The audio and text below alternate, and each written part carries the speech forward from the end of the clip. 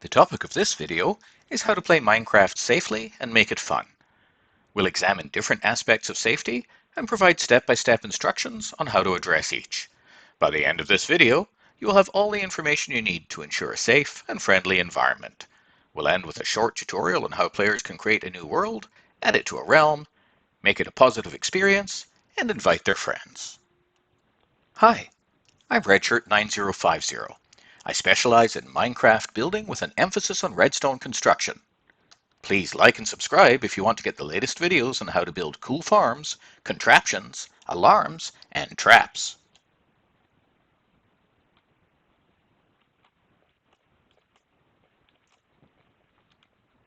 1. Be sure you have the official software. If you're on a Windows computer, be sure to download Minecraft from the Microsoft Store. You may see ads for free Minecraft downloads on the internet, but they're mostly scams and may contain viruses and other pieces of malware. You will need a Microsoft account for this. Don't install mods. Mods are modifications to the official game and can be downloaded from the internet. Some of them are awfully cool, but they can also contain malware and viruses. 2. Understand the game's content. Minecraft is a sandbox-style video game. It's called this because it provides a creative landscape with no fixed goal and endless possibilities. It immerses kids and adults in creative and logical thinking as they play, build, and explore. In all variations of the game, players start by creating a new world, then begin building and exploring. The two main modes are creative and survival.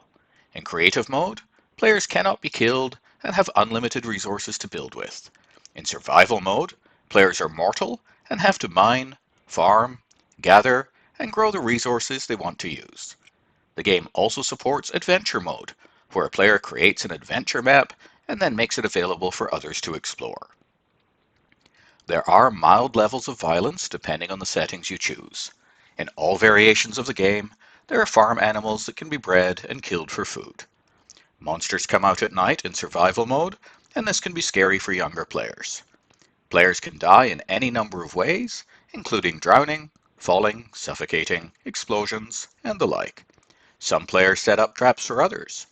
Players can even directly kill each other if the friendly fire setting is turned on. 3. Be aware of hidden costs. Minecraft, like many games on the market these days, offers in-game purchases. These are things like additional clothing options, texture packs, pre-built worlds, and the like. They can be tempting and require Minecoin, which is purchased with real-world dollars. I tend to avoid those. 4. Be careful online.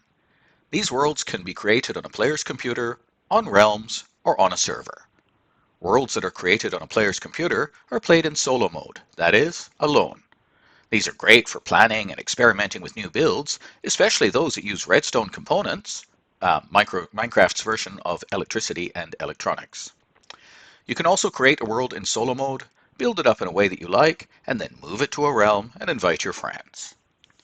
A realm can be created by a player, their parents, or their friends, and costs between 3 and 10 Canadian dollars per month to maintain, depending on how many friends they want to invite.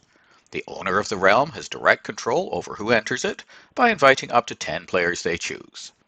Realms also allow players on all major systems, including PlayStation, Xbox, Switch, and computers, to play in the same world.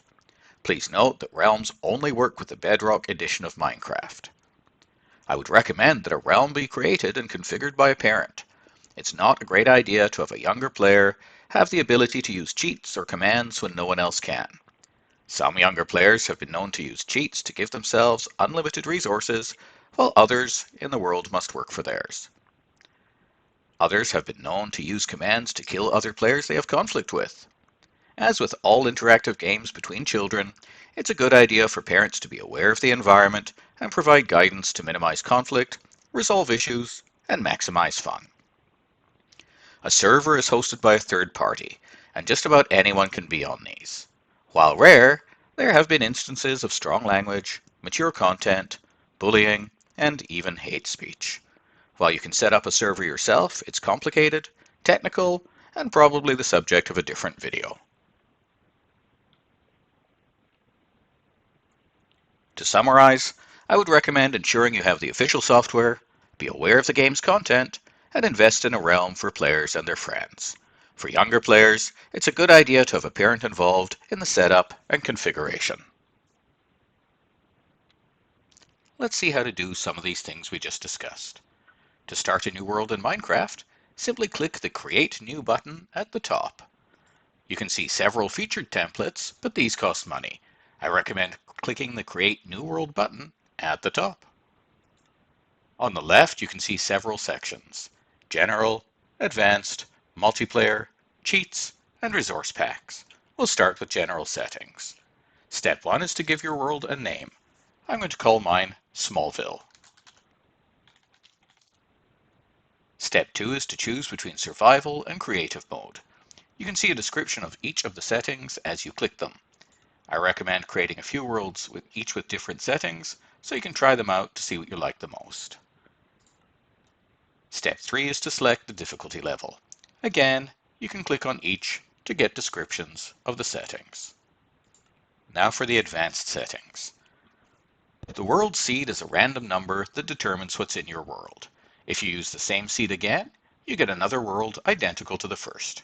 I picked one at random, 8675309, and found that it was quite good. You start in an oak forest with plenty of resources, a relatively flat area for building a base, you're next to a river, which is good for travel, and there's even a village nearby, which is helpful because players can trade with the villagers for resources. You can pick any number you want. In fact, the internet is full of suggestions for good seeds. I recommend keeping most of the default settings for normal gameplay, with the exception of Show Coordinates. I like this one because you can easily find your way back to your base if you get lost, and it tells you your depth.